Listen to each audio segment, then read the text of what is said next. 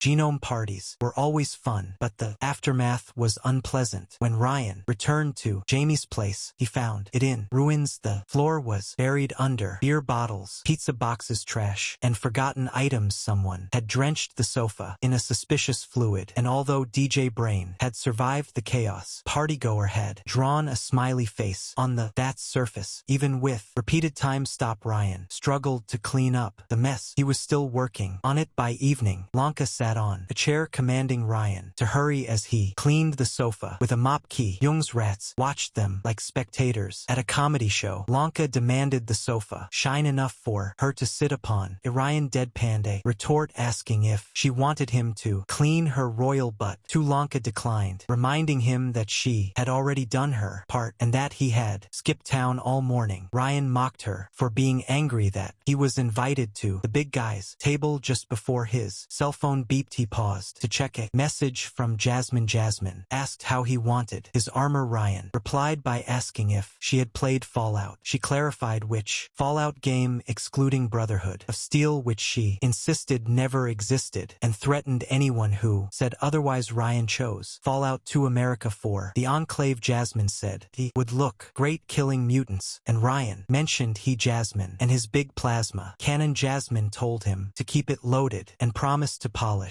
it if he behaved. Lanka teased Ryan about texting his girlfriend during work, noting the sender was Vulcan. Ryan asked if she was jealous and pocketed his phone. Lanka expressed respect for Ryan choosing Vulcan over Livia, predicting Vulcan might shoot him someday, but that his bravery would be remembered. Ryan reminded her that Vulcan had already shot him and joked that he had to work for both of them since Lanka couldn't get a date. Lanka sipped her beer and hinted at the source of the suspicious fluids. Ryan, noticing the sofa mop and Lanka's grin, declared he had paid his debt to society and tossed the mop at her face, telling her to clean her own mess. Lanka complained as she tried to remove the sticky mop from her face. Ryan ignored her and moved to unplug the brain in a jar stereo. Ki Young's rats left for the kitchen and returned with a towel in their mouths, attempting to clean the sofa themselves. Their mistress remained holed up in her room with her boyfriend, but might emerge soon. Jamie had not believed he was promoted until Livia called to confirm it. After a moment of silence, Jamie retired to his room with Ki Young to discuss, but they had been alone for 3 hours, suggesting little talking was involved in their private celebration. When Jamie and Ki Young returned to the living room, the rats had cleaned the sofa enough for Lanka to slouch on it. The couple was so close they were almost touching, and Chitter had recovered from yesterday's breakdown, looking so happy that Ryan thought she might ascend to heaven. On the spot, Jamie announced that something big had happened, which Ryan immediately sensed. Lanka asked what was up besides changing their names to Mr. and Miss Mercury. Ki Young exchanged a glance with Jamie, who nodded slowly, and she revealed that Jamie had finally proposed. Lanka blinked in disbelief. Ryan congratulated them with a thumbs up, while the rats clapped their tiny hands, urging them to tell everyone. Lanka asked Ki Young if she had accepted, to which Ki Young chuckled and said yes, inviting Lanka to be the bridesmaid. Lanka, for the first time since Ryan met her, looked speechless and flustered, claiming she knew nothing about weddings. Ki Young reassured her with a warm smile, though it wavered slightly, explaining that Felix would have been Jamie's best man, but probably would not come. Jamie declared he would ask Mercury to be the best man, owing his life to him, and promised to honor his name. Lanka grinned widely, telling Jamie he deserved the job and that she would have to call him boss now. Jamie admitted he still couldn't believe it was happening. Torn between joy, pride, and anxiety, he looked adorable. When unsure of himself, he marveled at ascending from street rat to Olympian and becoming a capo regime. Ryan explained it was imposter syndrome, like sanity, fake it until you make it. Jamie agreed, but acknowledged he had a long way to go. He spoke passionately about having all the division's resources at his disposal, including millions or billions in cash. Lanka asked if he still planned to invest in soccer games. Jamie replied that they hadn't had a national cup since the Genome Wars, and that Dynamis controlled sports. With the Dynacup, he believed the slums had many talented people who deserved a chance, and was sure one could be the new Maradona. Ki Young suggested charity, detox centers, hospitals, and and rebuilding the orphanage destroyed by the meta gang. Ryan added that Jamie should start with all of Rust Town, calling it the most miserable place he had seen, even worse than radioactive wastelands. Surprisingly, Jamie seemed to consider the suggestion seriously and asked Ki-young's opinion. She told him he should know and glanced at Ryan, asking if he thought the Olympians would mind. Ryan thought it over. He concluded that lightning but didn't care about money but craved power and respect as long as Jamie followed orders and didn't interfere with other divisions. Augustus probably wouldn't mind if funds went toward orphanages or charities. Neptune and Livia seemed focused on expanding the family empire and might approve such initiatives to develop goodwill. He had no clear read on Mars and Venus. However, Bacchus was a different matter. Ryan admitted they would be open to the idea as long as it didn't interfere with the Bliss business. The couple's mood instantly darkened and they exchanged a silent glance. Ki-young persisted, suggesting Ryan talk to Livia about it. Ryan expressed surprise at the suggestion. Jamie explained that Livia seemed to hold Ryan in high esteem but warned him to be careful as she was her father's favorite and he didn't tolerate disrespect. Lanka laughed, telling Ryan not to worry because Vulcan had already confronted Augustus first. Ryan glared at Lanka for revealing this and apologized to the mice in the room, calling them some of his best friends. Ki-young smiled warmly, saying she had sensed something would happen between Ryan and Livia because the tension was palpable. Jamie warmly put a hand on Ryan's shoulder, expressing gladness that he had found someone and hoping the relationship would last and make him happy. The courier replied that he would retire before Ryan gave him diabetes as he carried his brain in a jar to the garage. Once he left the main room, the trio continued discussing the wedding's date and logistics. The garage had been locked during the party, sparing Ryan's car from the guests' attention. If Lanka had used his backseat for her vile, sticky deed, the time traveler might have gone on a suicide run out of rage. 30 minutes later, the courier plugged the brain back in and sat at the driver's seat, turning on the chronoradio instead of the usual funny alternate universe songs. A faint voice emerged. The voice greeted Ryan as Riri. Ryan checked the garage door was closed and increased the volume. He recognized the voice as Len's and asked if it was really her. She confirmed, appearing hesitant and awkward since they hadn't spoken for days. To spare her embarrassment, Ryan asked about the kids. Len said they were still adjusting but loved the place and had played board games, mentioning Sarah thought Ryan would love them. When Ryan asked if he was invited, Len hesitated but said maybe changing the subject. Len said Vulcan had contacted her about the meta gang and that she had followed their submarine to a hidden tunnel beneath the city. Ryan confirmed it led toward the bunker and asked if she had told Vulcan. She had not, preferring to tell Ryan first. Ryan admitted to attacking Dynamis with Vulcan to borrow one of their suits, calling it a sort of date. Len did not respond and the line went static for a moment before she said she was happy for him and that he deserved happiness. Her voice broke Ryan's heart. He asked if Shorty knew about the attack. He had not told her, glancing out the garage's cold walls, admitting that things always ended the same way, though he enjoyed Jasmine's company. Ryan would stand against the Augusti to achieve his perfect run. He worried that despite good intentions he and Vulcan might end up on opposite sides, as had happened with most of his relationships. Len suggested maybe not this time, implying a solution. Ryan asked if she had found one. She explained her idea since Ryan created his time stop by aligning his two selves so that both time periods interact for 10 seconds. He might send signals like the chronoradio does back to the past. Len elaborated that Psyshock could overwrite minds by altering brainwaves and neural signals without physically changing the brain if they made a snapshot and sent that information back to a compatible vessel like their own nervous system. They could send someone's consciousness back in time. Ryan questioned the feasibility, noting the complexity of copying a human mind and guiding it through a temporal anomaly to transfer to the past self. Len admitted she could only handle navigation through the anomaly and would need other geniuses' processing power and time to complete the design. She offered to upgrade the chronoradio to send signals back to a target and had already written the design which she could send to Ryan. She compared it to communicating through water or hostile environments, harder but doable. Ryan asked if it could be completed in this loop before everyone forgot lens. Silence implied doubt, but mentioned one place that might have the technology. Mecran's bunker where the meta gang would be. Ryan doubted he could defeat all the psychos there, especially Frank and Hannafat Lecter, who would likely use hostages. Again Len offered to help, reminding him he had helped defend the orphanage. Ryan warned her not to die in front of him again. She replied she could take care of herself and noticed his hesitation, asking if it was again. He did not respond, but thought of the Dynamis loop where acid rain had destroyed them. Len suggested asking the Augusti for help, but Ryan refused, unwilling to give them access to Mecran's armory, especially after seeing lightning, but he feared Augustus would use the technology to cause more death. Len reminded him that once he had the design, he would have to restart afterward to avoid disaster, and she would forget him again. She said she did not want to be a burden. Ryan sighed and asked for time to figure it out, hoping Vulcan's armor or another option might help. He told her not to mention the meta gang or the bunker, yet Len agreed and said she was there if he needed anything. The chronoradio then played melodramatic cyberpunk tunes. Len did not fully grasp the responsibility Ryan bore. He could spare everyone and find the perfect scenario, but if he saved on a suboptimal route, the consequences would be on him. Lives lost would be forever gone, and he would have no excuse. Ryan admitted to himself that this loop was good, very good, but it would not be perfect. Meanwhile, sitting around Vulcan's workbench in the depths of her lair, two genomes brainstormed over a sketch, struggling to solve one of the world's most important questions: how many guns could fit into one power armor. Ryan suggested adding rocket launchers to his armor design while discussing it with Vulcan and Jasmine at Vulcan's workbench. Vulcan had chosen a design fitting Ryan's body more like an exoskeleton than a massive mech. Ryan described two hidden switchblades below the arms, a large chest blaster, and mounted turrets. Jasmine grinned and reminded him that the goal was to increase his power, not to destroy half of Rome. Ryan joked that he could settle for just taking down the Dynamis HQ. Vulcan added that would require a bigger nuclear-powered laser. Ryan deadpanned that they should call it the Chernobyl and wondered if any genomes might survive it. Jasmine replied that they would become radioactive, and if the laser didn't kill them, cancer would. Ryan looked at Jasmine with respect, calling her cruelty and art. Jasmine admitted she could even design a cancer ray, which she found disturbingly exciting. The two genomes spent the day designing weapons of mass destruction together, growing more familiar after Ryan had spent most of the weekend at Jasmine's place. Jamie was busy with his promotion, and Dynamis had yet to retaliate, while Vulcan had ordered Ryan to lay low as best he could. Jasmine brainstormed aloud about containing the hypothetical violet flux energy, referencing Ryan's plushie that sealed a creature from the violet dimension. She proposed combining their technologies to design something that would contain and amplify this energy inside Ryan instead of dispersing heat. Ryan responded with amusement, enjoying her dirty talk. Jasmine trembled with excitement, declaring they would discover the source of powers and change the world, or rather own it. Ryan asked if she would change her power if she could trade it. Jasmine said no, though she wished she had gotten it earlier and wondered how her state of mind had affected her power. She then asked Ryan, who admitted he had loved and hated his power but now saw it as part of himself. Vulcan noted Ryan was a private man. Jasmine declined to be his psychiatrist, insisting everyone was on their own. Ryan admitted he wished he could count on someone long-term. Jasmine shared her own disillusionment, saying the only things one could trust were those they made themselves, pointing to her mech. Ryan agreed, comparing it to his car. Ryan explained the hedgehog's dilemma to Jasmine. Two hedgehogs want to share warmth but hurt each other with their spines, symbolizing the difficulty of closeness. Jasmine asked if they were the hedgehogs, and Ryan said yes. She called it pessimistic. He said it was experienced. Despite his doubts, Ryan hoped Jasmine's armor technology would produce results and believed things could improve. Ryan faced deadlines. Hannafat Lecter remained inside Mecran's bunker, and Ryan saw no way to evict him without casualties or revealing the base. The best plan was to recruit Shroud for an invasion, but the glass manipulator refused to act without his team, and Leo Hargraves wouldn't strike new Rome until next week. Ryan told Jasmine that her power wasn't just from the potion, but partly random and unique to the person and circumstances. Jasmine frowned, skeptical that experiences couldn't be exactly repeated. Ryan confirmed he had tried, but concluded it was impossible to replicate powers precisely. Jasmine sat on Ryan's lap, and he put his arms around her waist. She asked if someone else had gotten her elixir, would they have become a weapon genius? Ryan said, no, the elixir adapted to the individual, and once a unique power was assigned, no one else could get the exact same one. Jasmine recalled Augustus managing to use 2 elixirs without going crazy due to a genetic quirk. According to Dynami's research, she rested her head on Ryan's shoulder and asked how he got his power. Ryan said a friend found his elixir among 3, and he took it while escaping a hopeless situation. He lamented Len's tragic power. Jasmine scowled and said she had stolen her elixir while fleeing Libya, describing it as worse than Italy during the wars, now controlled by tribes and marauders under Dynami's oil field dominance. Ryan joked that couldn't be worse than Monaco, warning her never to go there regardless of desperation. Jasmine chuckled at his cryptic warning and asked him to comb her hair. Ryan complied playfully, gathering her hair into a bun while examining the neural interface beneath them. He asked if she could make a second one. She said yes, but admitted it wasn't really her technology. It belonged to Dynamis. She explained Hector's decade-long project aimed at downloading minds into new bodies to achieve immortality by scanning and transferring whole brains, suspecting he didn't want his sons to inherit anytime soon. Ryan remarked that corporations would eventually find a way to trademark humanity. Jasmine explained that even if Hector wanted to, no one could replicate his work because a brain was incredibly complex, doubly so for a genome, and they needed cloned bodies that their eerie Dr. Tyranno could provide. She shrugged and took a sip from her water bottle, mentioning that the machine-human brain interface was one of their milestones, though she wasn't sure how much progress had been made since she left. Ryan asked if she had remade the device from memory. Jasmine modestly replied that while she was a weapon genius, she was also a genius in general. She expressed interest in Ryan's chronoradio brain interface, noting that her human reaction time couldn't fully keep up with her armor when using manual controls, but with a perfect interface things could improve. Ryan posed a question about what would happen if they each wore an interface connected to the other's brain and then engaged in child-unfriendly activities. Jasmine smirked slyly and kissed him lightly, saying they would have to try for research purposes, but that would have to wait since it was almost time to go to Ischia Island. Her boyfriend froze time to dispose of her empty bottle when Ryan asked if his cashmere suit would protect him from radiation. Jasmine smirked and said no, but assured him her mech would. They made a true winning team. The day was set for the Ischia Island defense perimeter inspection. Ryan wouldn't be allowed inside the super lab itself, but Narcinia had requested his visit, likely because she felt lonely on the island. Strangely, Livia had given permission and asked Vulcan to bring extra muscle. Jasmine admitted she didn't understand why the princess wanted Ryan to come, and Ryan agreed, suspecting Livia had her own agenda and kept her cards close. He wondered about Livia's power. Vulcan shook her head, saying Livia kept her power secret, but was known as a pseudo-precognitive who could interact with alternate universes, though she didn't advertise. Considering Ryan's plan to destroy the island to settle a deal with Mr. See-Through, Vulcan hadn't received any tactical advice or warnings during failed loops of the junkyard raid. Either Livia lied about her abilities or had severe limitations. Jasmine vented that the inspection was a waste of time since the super lab was as well defended as the armory and her place wasn't haunted. She said an army would be needed to bring it down. Ryan accepted the challenge. If Dynamis truly had a brain uploading project, Ryan would need to pay them a visit.